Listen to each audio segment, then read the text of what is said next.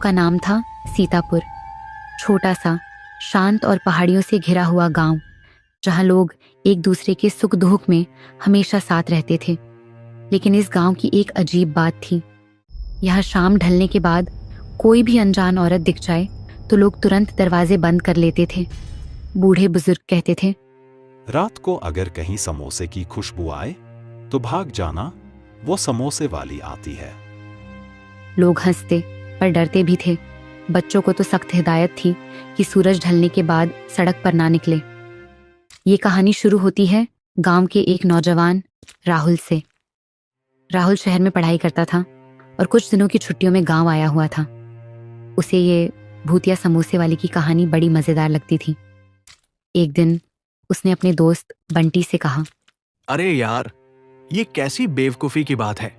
समोसे की खुशबू आए तो भूत आ जाएगा। भूत को भी भूख लगती है क्या?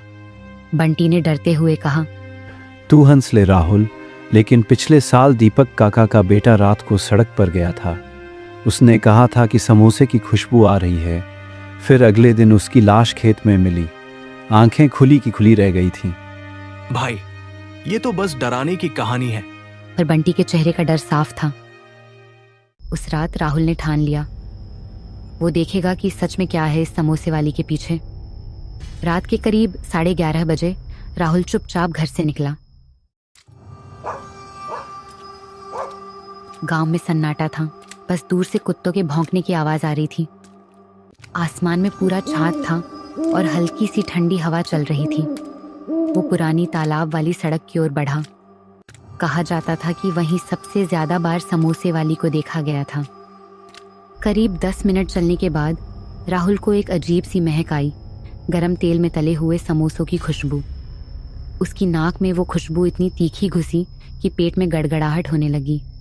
वाह, इतनी रात में भी किसी ने समोसे बनाए हैं क्या? उसने खुद से कहा। तभी आगे झाड़ियों के पास एक लाल साड़ी पहने औरत दिखाई दी।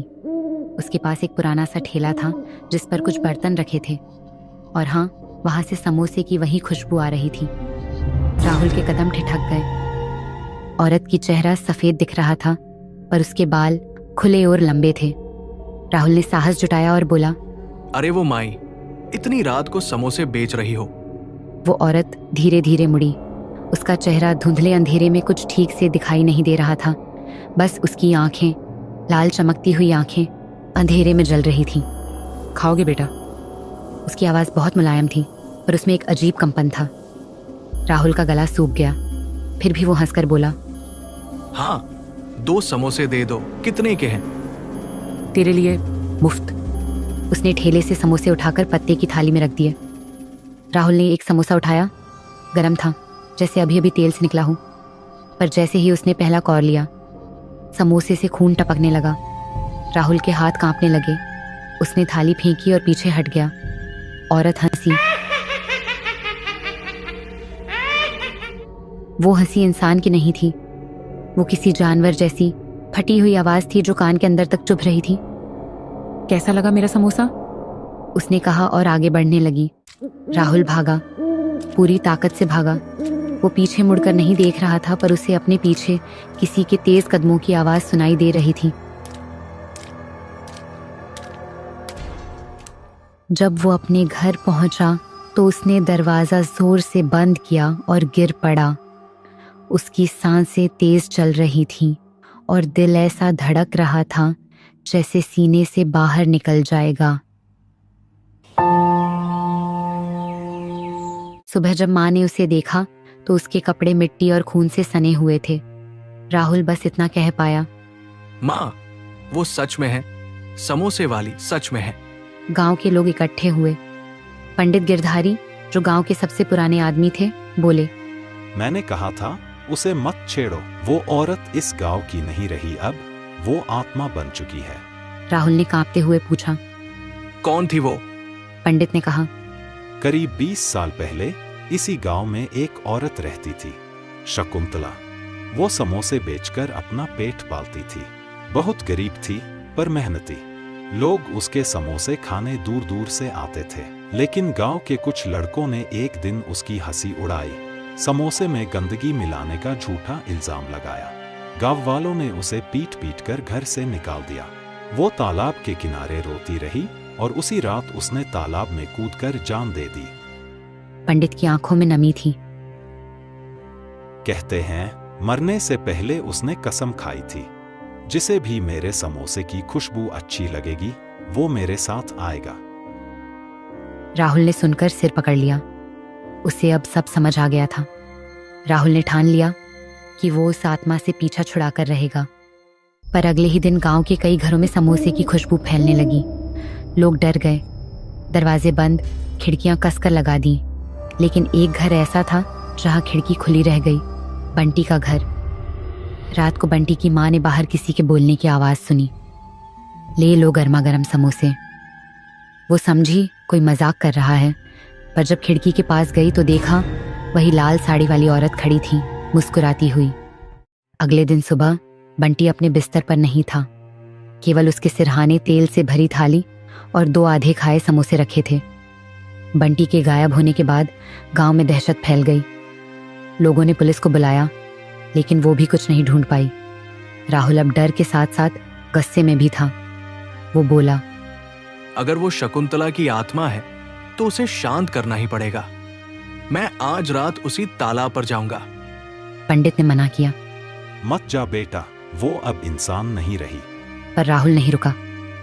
रात को जब सब सो गए, वो दीपक और गंगा जल लेकर तालाब की ओर निकल पड़ा।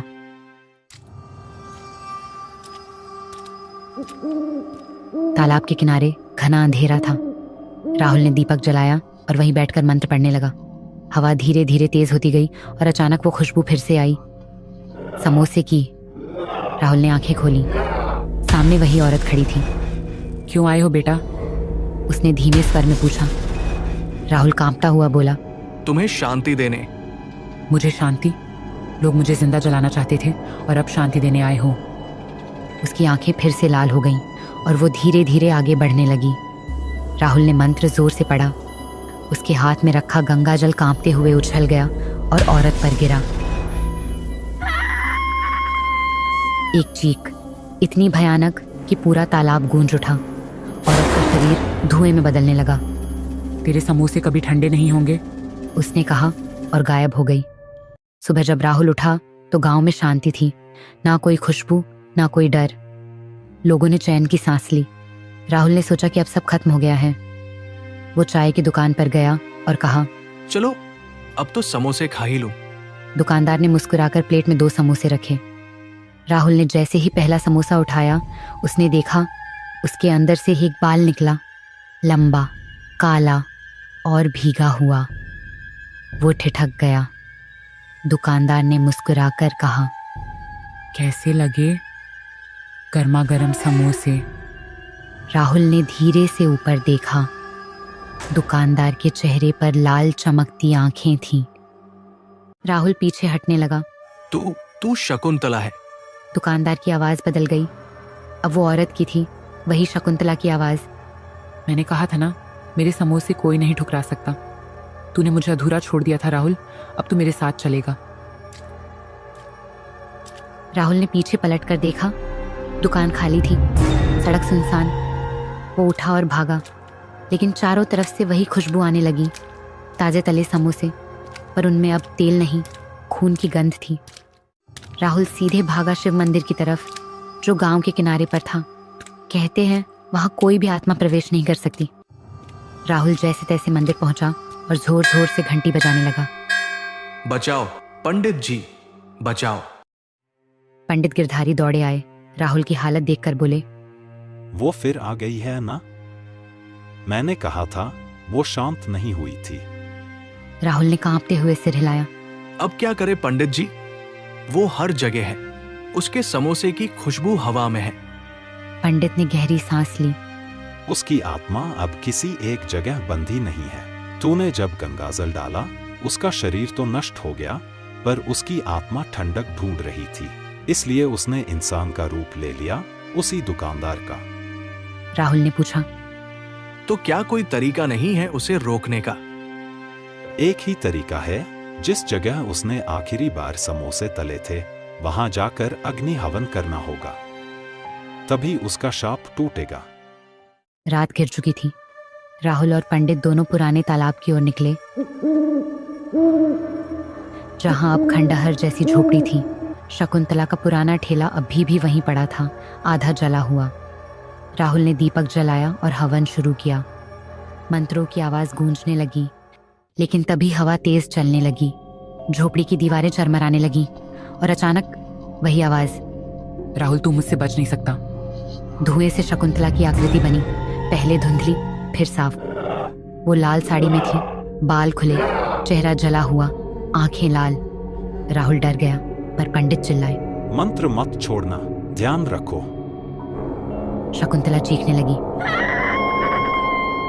सबने मुझे जलाया था, सबको जलाऊंगी, कोई नहीं बचेगा। वो राहुल की ओर झपटी।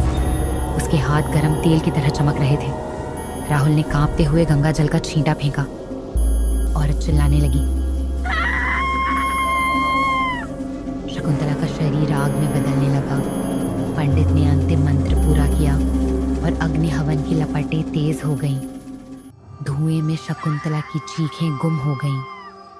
धीरे धीरे सब अग्नि में समा गई और चारों तरफ संत हो गई और समोसे की खुशबू भी गायब हो गई।